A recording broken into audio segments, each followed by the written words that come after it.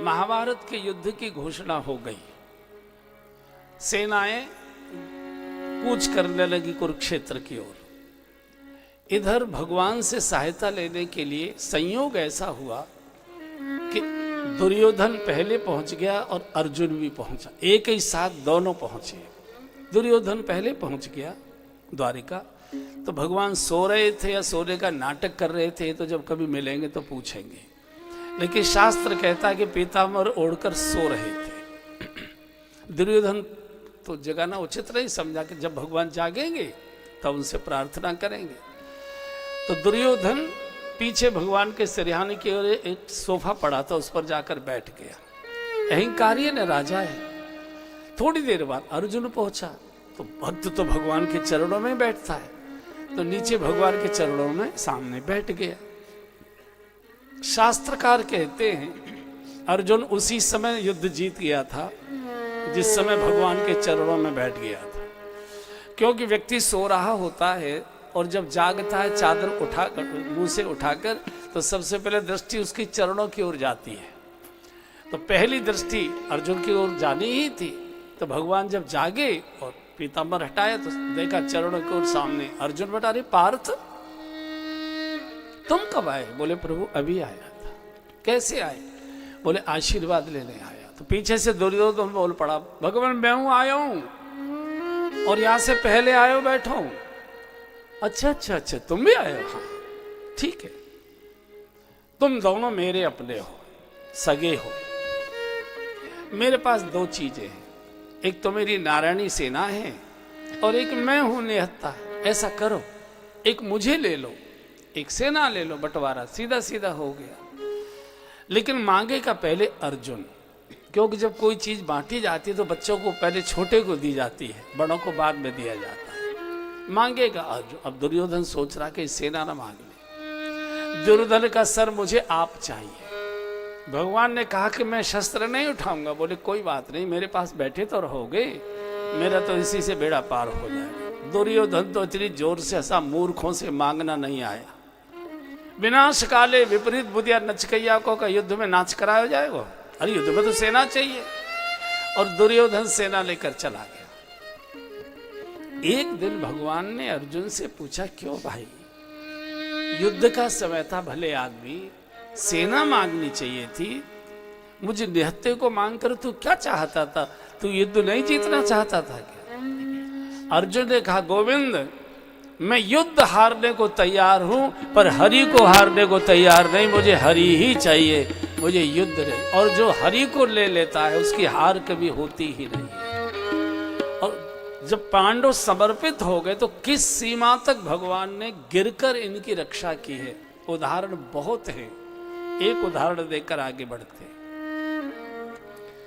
बिल्कुल युद्ध अंतिम क्षणों में पहुंच चुका, लगभग समाप्ति की ओर हो गया और दुर्योधन की सारी सेना मारी गई। तो दुर्योधन भीष्म पितामह के पास जाकर रोया, दादा मुझे बचा लो, मैं मरना नहीं चाहता।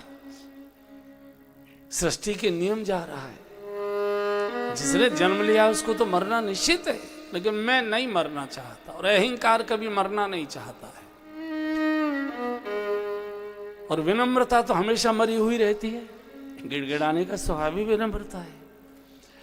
तो भीष्म ने कहा कि अच्छा ऐसा कर, कल सायंकाल मैं जब संध्या कर रहा हूँगा तो अपनी पत्नी को भेजना, मुझे प्रणाम करेगी, मैं उसे सौभाग्यवती होने का आशीर्वाद दे दूंगा। फिर 1000 अर्जुन भी तुझे नहीं मार पाएंगे, ये मेरी प्रतिज्ञा है, जा। ये समाचार भगवान कृष्ण के कानों में कैसे पहुंच गया कि कल भीष्म दादा और संध्या के बाद दुर्योधन को उसकी पत्नी को सौभाग्यवती होने का आशीर्वाद देने वाले हैं। भगवान चिंतित हो गए। भगवान ने सोचा कि अगर दुर्योधन की पत्नी को आशीर्वाद हो गया सौभाग्यवती भव का, तो 1000 अर्जुन भी दुर्योधन का बाल बाका नहीं कर पाएंगे। अब कैसे? और मैंने प्रतिज्ञा की है पांडवों की रक्षा की। तो दौड़े दौड़े द्रौपदी के शिविर में गए भगवान द्वारिका में। द्रौपदी जल्दी चलो, कहाँ चलना है? बोले भीष्म दादा के शिविर में चलना है और उनसे उनकी पत्नी पहले पहुंचे, उससे पहले तुम पहुंचो और तुम प्रणाम कर लो, तुम सौभाग्यवती होने का आशीर्वाद ले लो, फिर कुछ नहीं हो पाएगा। बोले महाराज कैसी बात कर, दुश्मन का शिविर है, इतनी रक्षा सुरक्षा लगी हुई है, कैसे प्रवेश हो? बोले इसकी चिंता तू छोड़ दे, मैंने सारी व्यवस्था की हुई है। ले आए खतरा उठाकर, भीष्म की कुटिया के बाहर खड़ा कर दिया द्रौपदी को, बोले धीरे धीरे अंदर प्रवेश करना। और जैसे ही भीष्म दादा संध्या पूरी करके ओम शांति शांति शांति पूरा बोल भी न पाए, 5 बार प्रणाम कर रहा, प्रवेश कर गए। भीष्म बैठे थे संध्या के आसन पर, सैंडल अपने उतार के बाहर छोड़ गई थी। तो भगवान कृष्ण ने सोचा कि इसी समय दुर्योधन के परिवार के लोग आने वाले होंगे और इसकी द्रौपदी के सैंडल पहचान लिए तो बवंडर मच जाएगा। तो द्रौपदी के सैंडल उठाए, अपने पीताम्बर में लपेटे और बगल में दबाए। और भगवान ने भी सोचा मैं भी दिखाई दे गया तो अभी बवंडर हो जाएगा, कोई कोई षड्यंत्र करने आया है। तो बहुत बड़ा एक पीपल का पेड़ था, कुरुक्षेत्र के मैदान में बहुत वर्षों तक वो पेड़ रहा, उसके 8 में जाकर छुप गए। भीष्म दादा ने संध्या पूर्ण की और जैसे ही बोला ओम शांति शांति, तीसरी बार शाही बोल पाए थे। द्रौपदी ने माथा टेका, दादा श्री चरणों में प्रणाम करती हूँ। दादा ने सोचा दुर्योधन की पत्नी को आना था, हाथ उठाकर आशीर्वाद दे दे, बेटी सौभाग्यवती भव। इसने दूसरी बार माथा टेका, दादा श्री चरणों में प्रणाम करते, अरे सौभाग्यवती रहो। इसने तीसरी बार माथा टेका, दादा श्री चरणों में, अरे भाई कितनी बार बुलवाओगी, सौभाग्यवती भव। इसने चौथी बार कहा, दादा श्री चरणों में प्रणाम, अरे भाई सौभाग्यवती रहो। इसने 5वीं बार जब कहा, दादा श्री चरणों में प्रणाम करते, केवल सौभाग्य शब्द बोल पाए थे, भीष्म का माथा ठनक गया कि दुर्योधन की पत्नी तो इतनी अहंकारिणी है कि वो तो एक बार भी मुश्किल से करती है, तो 5 बार करने वाला कौन आ गया? अभी नेत्र नहीं खोले, अभी नहीं, लेकिन समझ गए पांचाली हो सकती है। 5 बार प्रणाम करने वाला कोई और दूसरा हो ही नहीं सकता। बंद नेत्र पूछा, बेटी परिचय बताओ, कौन हो? बोले दादा आपकी कुल वधू द्रौपदी आपके चरणों में प्रणाम कर। इतना कहना था, भीष्म सिर पीटने लगे अपना, द्रौपदी तूने क्या कर दिया? युद्ध का निर्णय तो तूने कर दिया, जो होना था, जो कल होगा वो तो नाटक दिखाया जाएगा, युद्ध का निर्णय तो होगा। तू ये बता आई कैसे, यहां तक तू पहुंची कैसे? बोले भगवान द्वारिकानाथ लेकर आए। कृष्ण कहाँ है? बाहर है। और गोविंद गोविंद करके दौड़े भीष्म, तो भगवान को प्रकट होना पड़ा, पीपल की आड़ में छिपे थे। और जैसे प्रभु सामने आए, भीष्म ने साष्टांग प्रणाम कर धरती पर जैसे ही पटकी खाई, एकदम दोनों हाथ बढ़ाकर भगवान ने कंधा पकड़ाकर उठाने की कोशिश की भीष्म को, तो जो द्रौपदी के सैंडल बगल में लिए लगाए हुए थे, भीष्म के सिर पर जाकर गिरे। और सैंडलों को, चप्पलों को भीष्म सिर पर रखकर इतना रोए। क्या दुनिया में किसी को ऐसा भगवान मिल सकता है कि भक्त की चप्पलें सिर पर लिए घूम रहा है? इसलिए किसी ने बहुत अच्छा गाया है, कोई घन श्याम सा नहीं देखा, कोई घन श्याम सा नहीं देखा, जो भी देखा वो बेवफा देखा, जो भी देखा वो बेवफा देखा, कोई घन श्याम सा नहीं देखा। सब गाइए, कोई घन श्याम सा नहीं देखा, योगियों के ध्यान में जो आता नहीं, योगियों के ध्यान में जो आता नहीं, संग भगतों के नाचते देखा, संग भगतों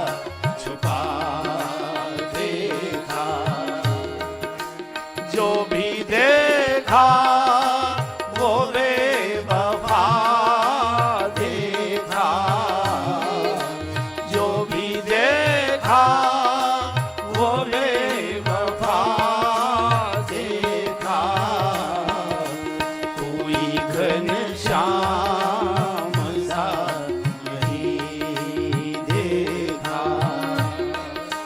कोई इसलिए कवि कहता है सा नहीं देखा। मैं भी आया हूँ आपके दर पे,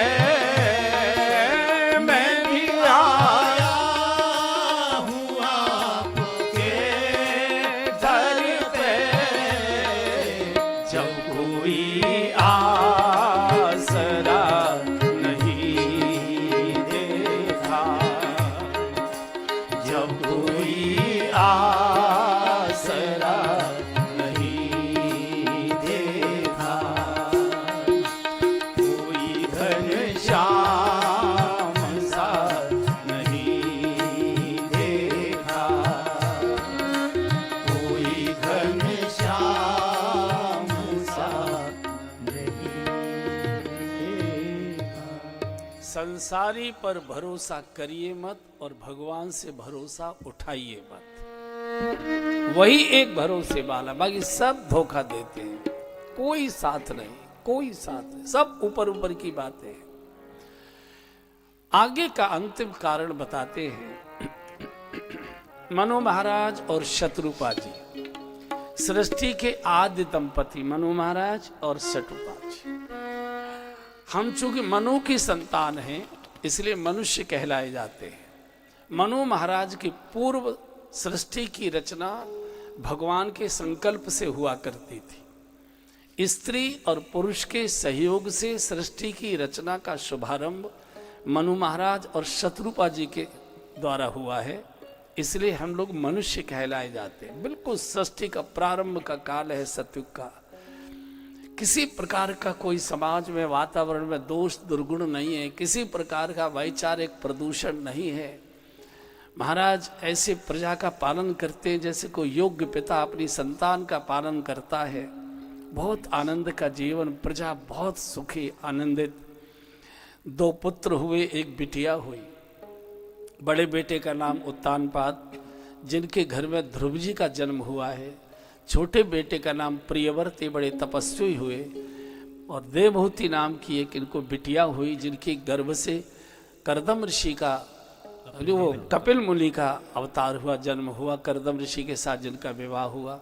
अब कल्पना करिए कैसा दाम्पत्य जीवन रहा होगा, शुद्धता से, पवित्रता से, शुचिता से, मर्यादा से भरा हुआ, कि घर के अंदर भक्त जन्म ले रहा है ध्रुव के रूप में, और बाल बच्चों का, बेटी के भगवान जन्म ले रहे हैं। हम लोग संतानों को बहुत आजकल दोष देने लगे। बच्चे बिगड़ गए, बच्चे बिगड़ गए। बच्चे नहीं बिगड़े, बूढ़े बिगड़े हैं। बच्चे कहाँ से आ रहे हैं? बच्चे कहाँ से आ रहे हैं? बीज जैसा होगा पौधा तो वैसा निकलेगा, भूमि जैसी होगी फसल तो वैसी आएगी। अगर बच्चे हमारे मन अनुकूल नहीं आ रहे हैं, इसका अर्थ है मन के अनुकूल हम संतान को आने ही नहीं दे रहे हैं। संतान आ रही है बस। अगर पहले संतान आने के लिए यज्ञ किए जाते थे, अनुष्ठान किए जाते थे, अब संतान अगर गर्भ में आई है तो वो गिराई जाती है, उसको नष्ट किया जाता है। इसका अर्थ है अनिच्छा से ही संतानें आई, और अनिच्छा की संतान को ही हम लोग नष्ट कर देते हैं। तो जैसी दाम्पत्य जीवन होगा, संतान वैसे ही आएगी। अगर संतान में दोष है, इसका अर्थ है जिस भूमि से संतान आई है, जिस गर्भ से संतान आई है, वहाँ दोष है, वहाँ दुर्गुण है, वहाँ शुभ नहीं है, वहाँ कुछ अशुभ है। संतान तो आज भी, आखिर डोंगरी जी महाराज इसी युग के पैदा हुए, तुलसीदास जी इसी युग में हुए, राम सुखदास जी महाराज इसी युग में हुए हैं, नानक जी इसी युग में हुए हैं, मीरा जी इसी युग में हुई है, कर्मा माई इसी युग में हुई है, जनाबाई इसी युग में हुए, सूरदास जी इसी युग में हुए, विठलनाथ जी इसी युग में हुए। जितने भी भक्त हुए जिन्होंने भगवान को प्रकट किया, इसी कलिकाल में है। कोई इनमें से एक भी सतयुग का नहीं है, सब हमारे आपके समय के हैं, और इसी कलयुग के माता पिता के गर्भ से आए। तो संतान कैसी चाहिए, इसका विधि विधान है। हमको गाड़ी कैसी चाहिए इसका भी हम चिंतन करते हैं। कभी ये चिंतन नहीं करते कि हमको संतान कैसी चाहिए, हमको मकान कहाँ बनाना है, कैसी कॉलोनी चाहिए, इसका हम घंटों चिंतन करते, पूछताछ करते। संतान कैसी आए इस पर कभी कोई विचार नहीं करता। दोष हम संतान को देते हैं, और मेरे मना करने से भी दोष देना बंद नहीं होगा, लेकिन चिंतन माता पिता को करना चाहिए कि हमारा जैसा शुचिता से, पवित्रता से, मर्यादा से, दिव्यता से भरा हुआ गृहस्थ जीवन होना चाहिए था, शायद ऐसा नहीं रहा होगा। उसी का परिणाम आज की संतान है। तो बहुत प्यार दुलार से संतान पाली जा रही थी। बिल्कुल यही समय, जिस समय आप फरीदाबाद के इस हॉल में बैठे, बिल्कुल यही समय था घड़ी का। मनु महाराज अकेले अटारी में बैठे थे राजभवन के। बैठे बैठे मन में प्रेरणा आई, और बंधु और बहनों, प्रेरणा अंदर से आती है, उपदेश बाहर से दिया जाता है। प्रेरणा, अरे मैं बाल बच्चेदार हो गया, बाल बच्चेदार हो गए, मेरी नेत्र ज्योति घट गई, मेरे दांत उखड़ने लगे, मेरे बाल सफेद हो गए, इंद्रियां शिथिल हो गई, शरीर पर झुर्रियां आ गई, मेरी चलाचली की बेला आ गई, और अभी तक मेरे मन में भोग विलासता के प्रति वैराग्य नहीं, भगवान के दर्शन की कोई इच्छा, कोई लालसा नहीं, भगवान के भजन की कोई प्रेरणा नहीं। क्या हाय हाय करके मेरी लाश इस राजभवन से निकाली जाएगी? क्या नेत्र बंद होने से पूर्व भगवान की मधुर झांकी का, मोहिनी झांकी का मुझे दर्शन का सौभाग्य नहीं मिलेगा?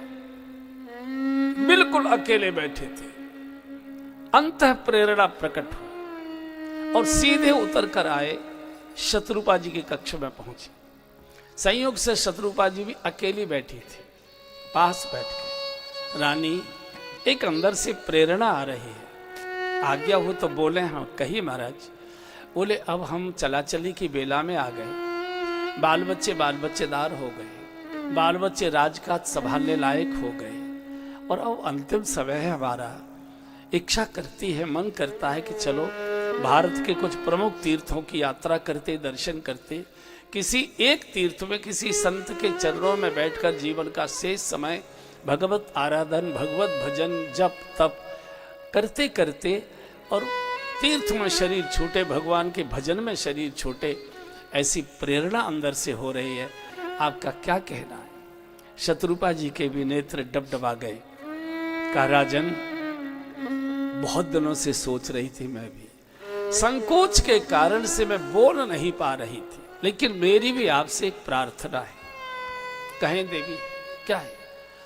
बोले बेग विलंबन करिए न, सद्गुण और सद्विचार बड़ी मुश्किल से मन में आते हैं, और इतनी कम उम्र लेकर आते पीछे है, जाले की बात पहले बोलते हैं, और दुर्गुण और दुर्विचार इतनी जल्दी जल्दी मन में आते हैं, और इतनी लंबी उम्र लेकर आते हैं कि जब आ जाते तो चिता तक साथ ही रहते हैं, छोड़कर जाते नहीं। इसलिए राजन देर मत करिए। शत्रुपा जी ने समर्थन कर दिया, और घटना तभी घटती है जब शत्रुपा जी समर्थन करते हैं। मनु महाराज मन के प्रतीक है, शत्रुपा जी बुद्धि की प्रतीक। बुद्धि दिन में 100 बार रूप बदलती है।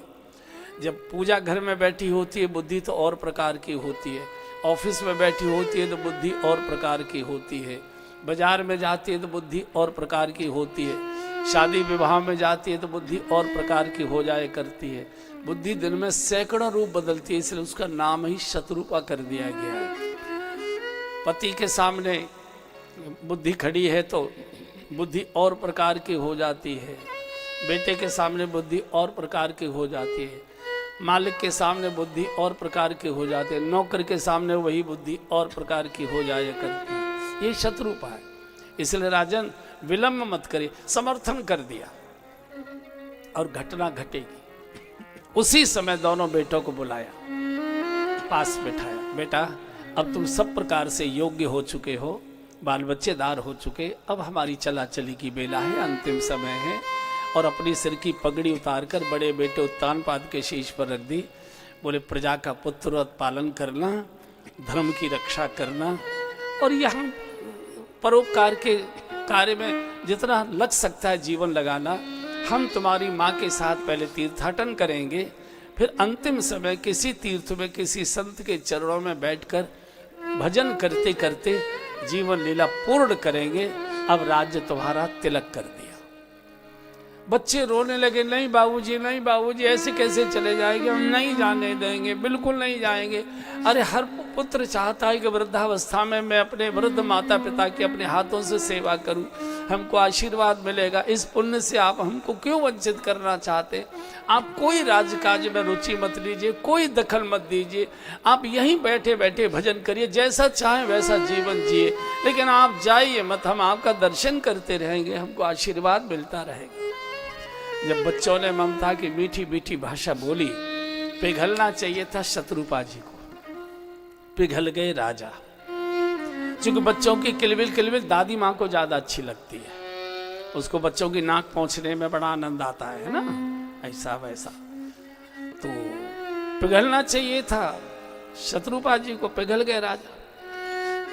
तो शत्रुपा जी ने देखा कि राजा तो पिघल गए, तो मुख से नहीं बोली, चूंकि बच्चे पास खड़े हुए थे, आंखों से संकेत कर दिया, राजन कोई तिलक लगा के आरती उतार कर विदाई समारोह नहीं करेगा।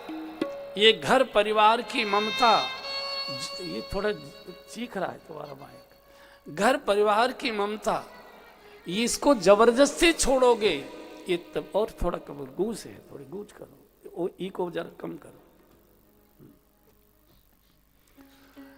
तभी छूटेगी, अन्यथा तो यही लाश तुम्हारी इसी राजभवन से हाय हाय करके निकाली जाएगी। शत्रुपा जी ने बरबस शब्द प्रयोग किया, बरबस राज सोतहि तब दीना, बरबस राज सोतहि तब दीना,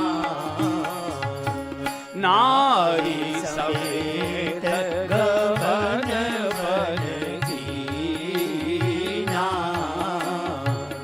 नारी समेत गगन वन कीना। कहाँ गए?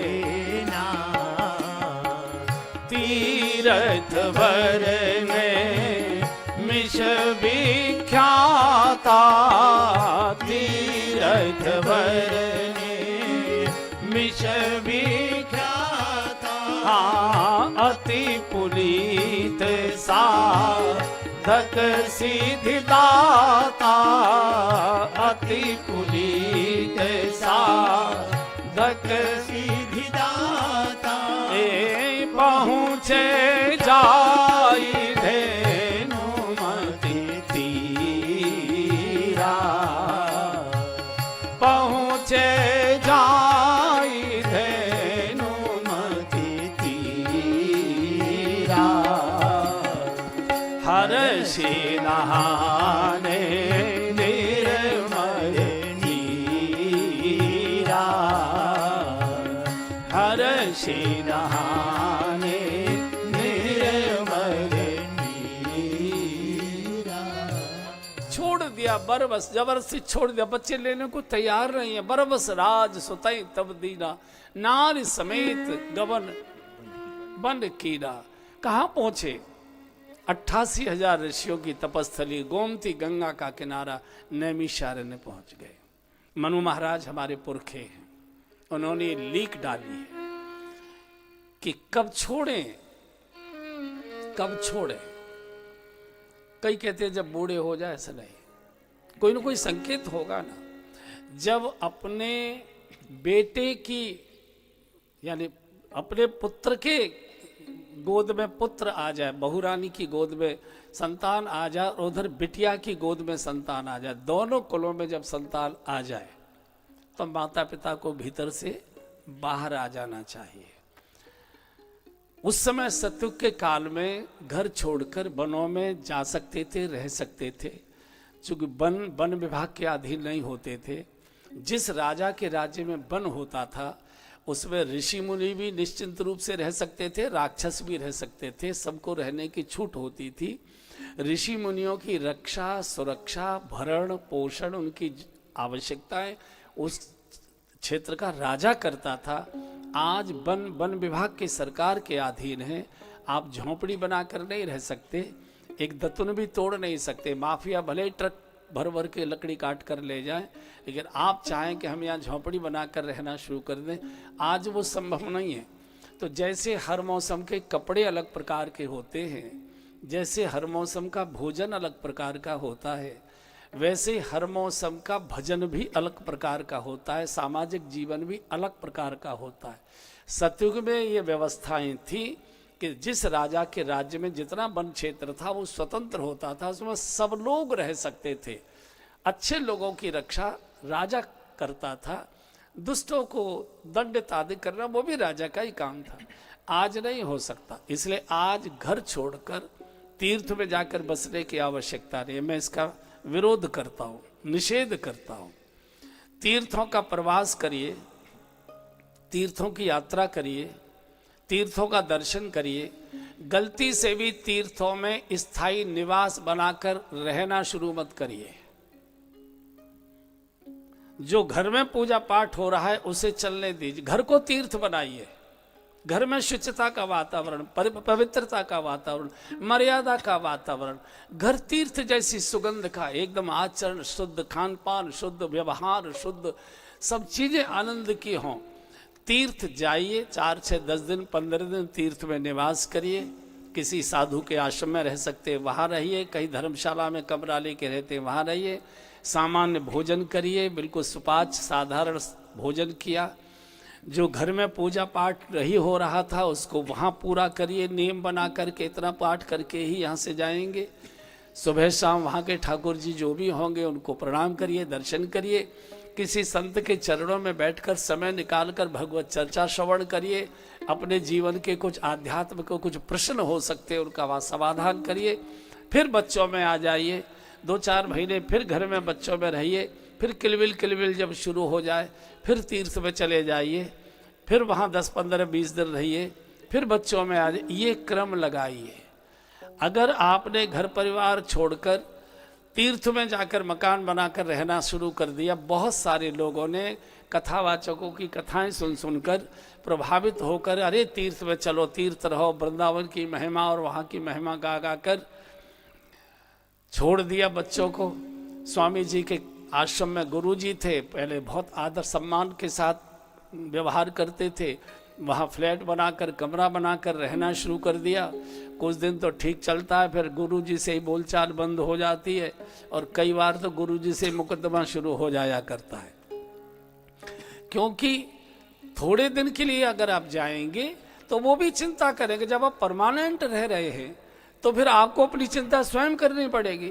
फिर आप निंदा करेंगे, अरे गुरुजी पहले जब हम आते थे चाय का कप लेकर खड़े रहते थे, दिन में 4 बार पूछते थे, अब नए नए चेले मिल गए, पुरानों को छोड़ दिया है और 24 घंटे उसी निंदा में। और इस साधु निंदा से ज्यादा अपराध कोई दूसरा होता ही नहीं है। ये जो तीर्थ होते हैं ये आध्यात्म के वर्कशॉप होते हैं। जैसे गाड़ी ठीक कराने के लिए वर्कशॉप होते हैं, तो हम अपनी गाड़ी जब खचर खचर करती है, एवरेज ठीक नहीं दे रही, चल ठीक नहीं रही है, तो कहते गाड़ी सर्विस मांग रही है। तो आप सर्विस स्टेशन ले जाते हैं, वो सर्विस करता है, धुलाई करता है, सब ग्रीसिंग वगैरह करता है, क्रीम वगैरह लगाकर पॉलिश वॉलिश चमचमा के कहता है लो बाबूजी ओके चलाइए। फिर आप 2-4 महीने गाड़ी चलाते हैं, फिर गाड़ी खटर खटर खसर खसर करती है, फिर कहते हैं सर्विस मांग रही है, फिर आप सर्विस स्टेशन ले जाते हैं। तो गाड़ी की सर्विस होने के लिए स्टेशन पर जाए ये समझ में आता है।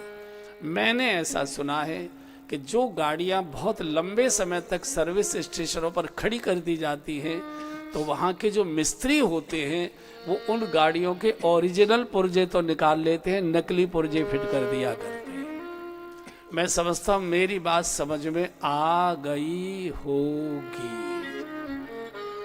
हम गांव के हैं, तो गांव में चिट्ठी लिखी जाती थी, और आप भी सब गांव के ही हैं, कहीं लंदन के रही हो, सब हरियाणा के ही तो है। बिल्कुल शुरू में तो खुरपापाड़ ही रहे हैं सब, हैं? खुरपापाड़ जानते हैं, बोला जाता खुरपापाड़, हैं? तो ठीक है। तो उसमें चिट्ठी लिखने के बाद एक लाइन नीचे लिखी जाती थी, थोड़े लिखे को बहुत बहुत समझ, इतना ही पर्याप्त। घर को तीर्थ बनाइए। घर में तो कलह क्लेश है, कहां भाग जाए, कहां भागोगे? आश्रम में आपके घर से ज्यादा क्लेश है, वहां झगड़े ज्यादा हैं, दूर के ढोल सुहावने लगते, वहां केस ज्यादा चल रहे हैं, वहां कत्ल ज्यादा हो रहे हैं, वहां झगड़े झंझट ज्यादा हो रहे हैं। इसलिए घर में दिव्यता, बिजली घर में, बिजली के अधिकारियों के मकान बनाए जाते, जनता के मकान बिजली घर में नहीं बनाए जाते। हाँ, बिजली घर से कनेक्शन लिया जाता है और कनेक्शन कट न जाए उसकी शुल्क जमा करनी पड़ती है। तो मनु महाराज तीर्थ जाते हैं। फिर निवेदन करता हूं, कई लोगों की इच्छा होती है महाराज ये कमरा बनाकर रहना चाहते हैं, गलती मत करिए, कमरा बना दीजिए आश्रम में, बाकी लोग यात्री आएंगे रुकेंगे, आप भी यात्री की तरह रुकेंगे, लेकिन स्थायी निवास अगर आपने कर दिया तो आए थे हरि भजन को ओटन लगे कपास। अब कपास तो मिलती नहीं है, कुछ और ही ओटने लग जाओगे। 24 घंटे केवल निंदा ही निंदा होगी, और ये सबसे अपराध का है।